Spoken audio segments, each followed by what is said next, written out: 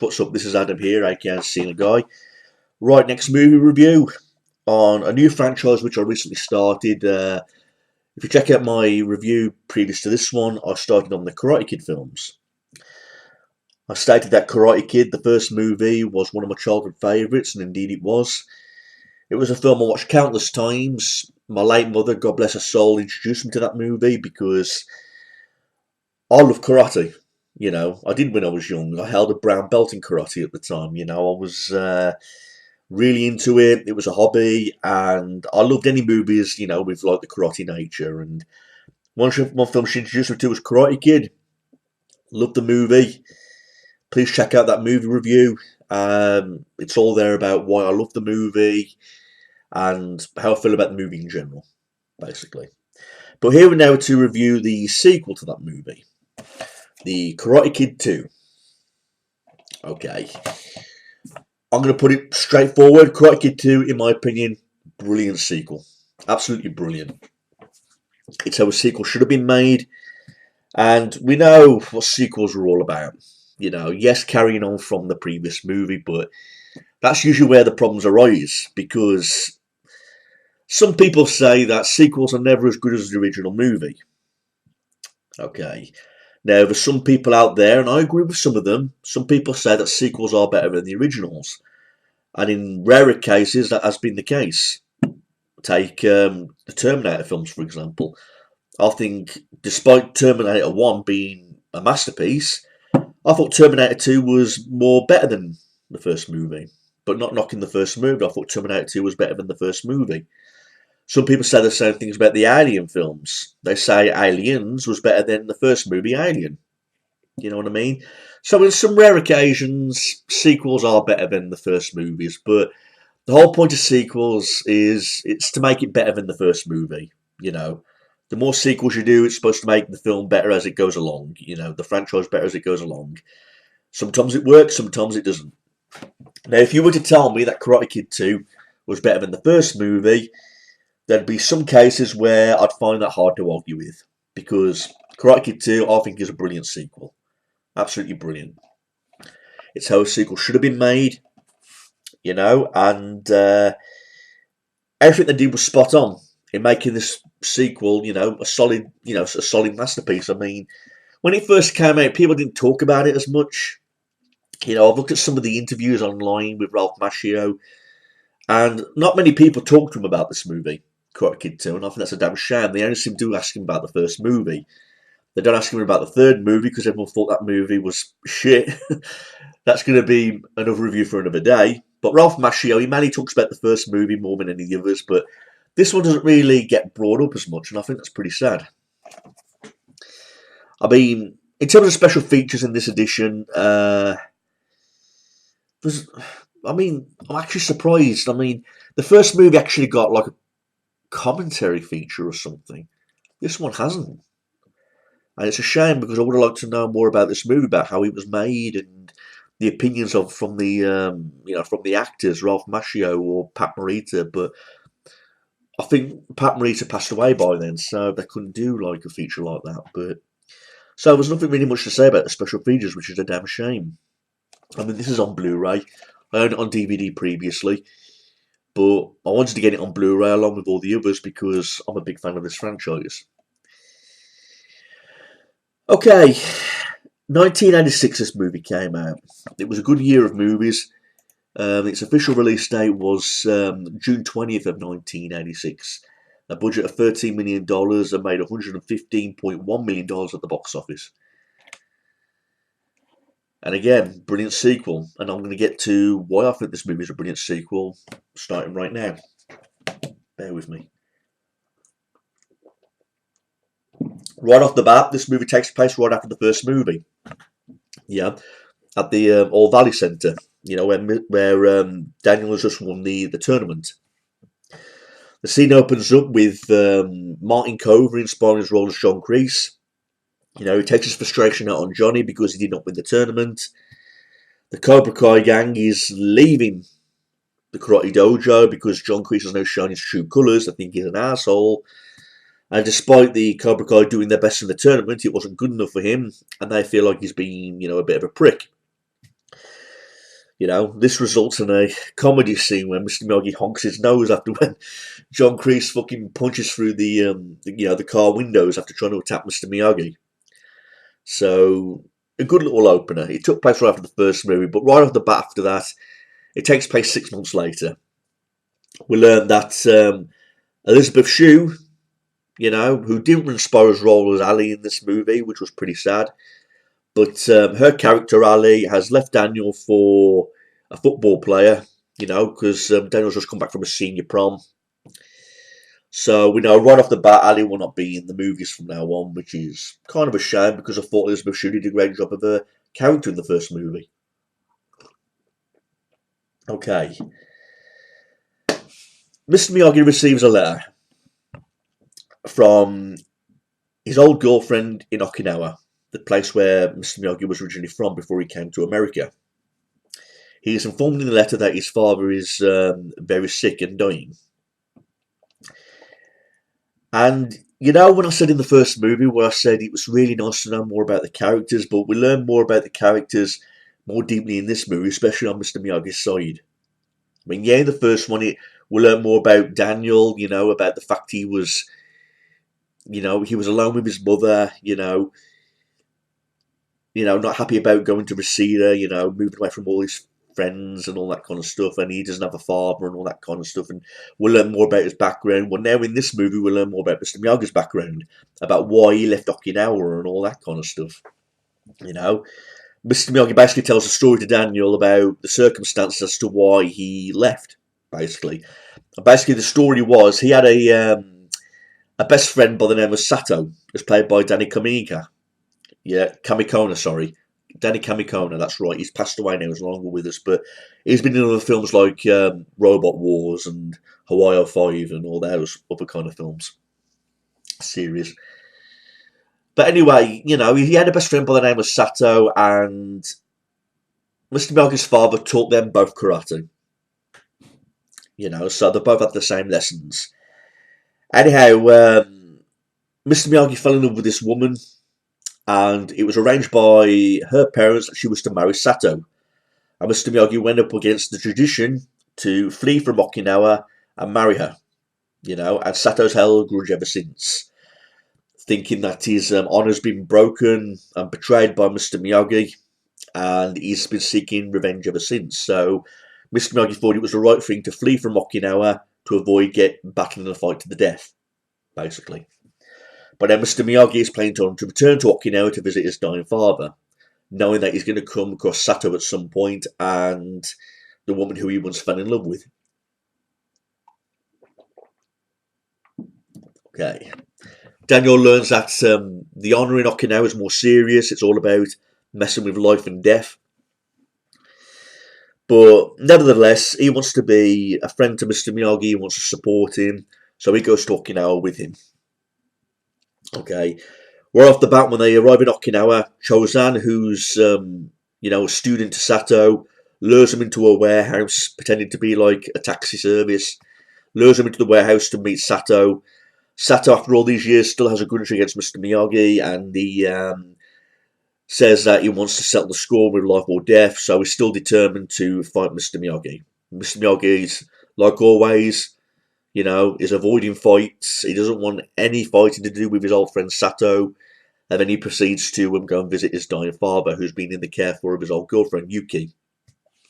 We get introduced to another character, Kumiko. That's going to be Daniel's, love interest later on in the movie. But they're all looking after the father, and from there we learn that that Okinawa is like a small village. Most of it's owned by Sato because he's from his rich family. And basically the village is like under tight conditions. With the farming and all that other kind of stuff.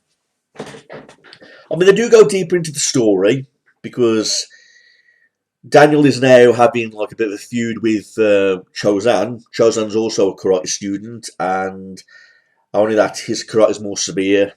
They don't deal with tournaments over there in that country or anything like that. They take matters really seriously with tradition and honour, and it's all about fighting to the death, basically. We still see some karate training sessions between Mr. Miyagi and Daniel. You know, he introduced him to the secret to his father's karate with the drum. That gets introduced, but we see some bonding between Daniel and Yuki. They start romantically being in love. But Chozan's vowed to seek revenge after this one time. Daniel finds out that Chozan's been cheating the village people, with all the vegetables and all the farming foods, because he puts them on this little weigher and it ends up being clay instead of proper weights. And so Chozan thieving from all the village people gets exposed and he's vowed to get revenge on him. There's like a love rig connection between Mr. Miyagi and his old girlfriend, Yuki. But during all this time, Sato's vowed to get revenge. He keeps coming back to Mr. Miyagi, blackmailing him and threatening him, saying he's not going to stop until he has that final life-to-death fight with Mr. Miyagi. But we do see good things in this film. I mean, we get a sad scene where Mr. Miyagi's father does eventually pass away and they have a funeral. There's some good scenes of fight scenes. I mean, I love that little scene in the nightclub where, there's the love scene between Daniel and, Kumiko. They're in a nightclub together, they're falling in love and, Chozan steals Daniel's money. Daniel, punches him in the balls.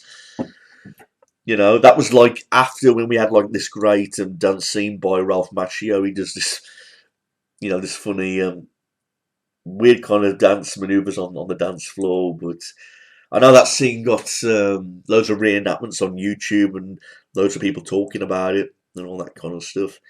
I'd say the truth, I think there was another scene that stood out in this movie was the storm scene.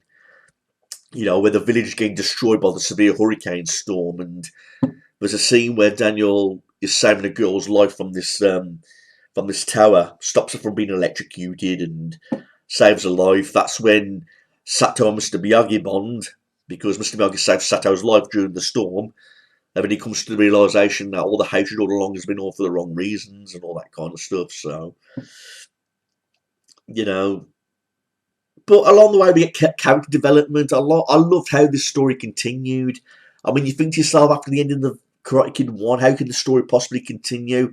And it just mainly focuses on Mr. Miyagi, about his background, his history, where he was from, why he left Okinawa, how there's still vengeance and hatred between Sato and Mr. Miyagi. And you get all those scenes, but along the way you do get karate scenes. You do get scenes of where, like I said, like in the first movie, like love scenes. You get all these different types of scenes of different natures in this movie. And I thought it was interesting all along, with the choice of setting, because although it's in Okinawa, I believe that most of these settings were taking place in, like, Ohio. I think most of these movie settings in Ohio. I'll have to double check that out. Ohio, that's right.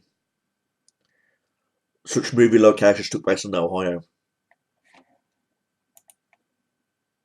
I mean, there was always that question about who would win in that fight between Sato and Mr. Miyagi, because Sato's destroying the village, and Mr. Miyagi agrees to fight him, but the night of the fight, that's when the storm took place, so there's always that question about who would have won between Mr. Miyagi and Sato in that fight, because they both had the same teacher, Mr. Miyagi's father, you know what I mean? They both had the same training.